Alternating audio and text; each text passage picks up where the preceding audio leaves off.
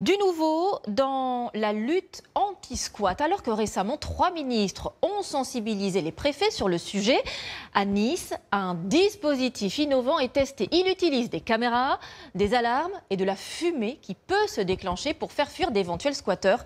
Anouchka Fliller et Didier Laborde nous montrent comment cela fonctionne.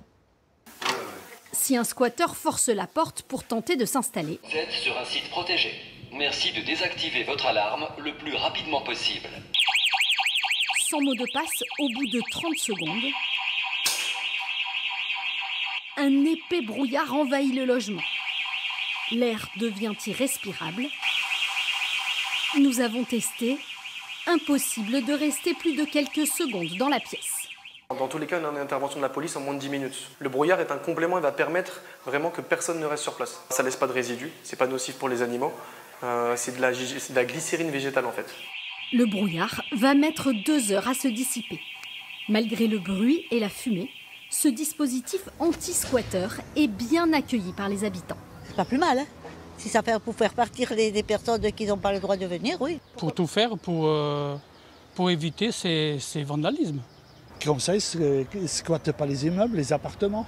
Le bailleur social s'est équipé de 40 alarmes à gaz qui peuvent être installées de façon temporaire dans les logements vacants. Coût de l'opération, 36 000 € pour 1 an d'expérimentation. C'est beaucoup moins cher que d'avoir des squatteurs à l'année qui nous privent de reloyer. S'il reste plus de 48 heures sans avoir été identifié, il faut rentrer dans une procédure qui est longue, qui est coûteuse. Avec ce dispositif, nous pouvons immédiatement reprendre possession du domicile. Les logements vacants sont parfois occupés par des familles, mais aussi par des trafiquants. Ce sont ces agents, employés du bailleur social, qui leur demandent de quitter les lieux et les signalent aux forces de l'ordre. On est intervenu sur des appartements 4-5 fois. On récupère un appartement quelques semaines après, mais ils arrivent à rentrer. Donc un dispositif comme celui-là va peut-être pouvoir permettre une récupération beaucoup moins possible pour les contrevenants. Cette année, sur 20 000 appartements gérés par le bailleur social, 300 ont été squattés.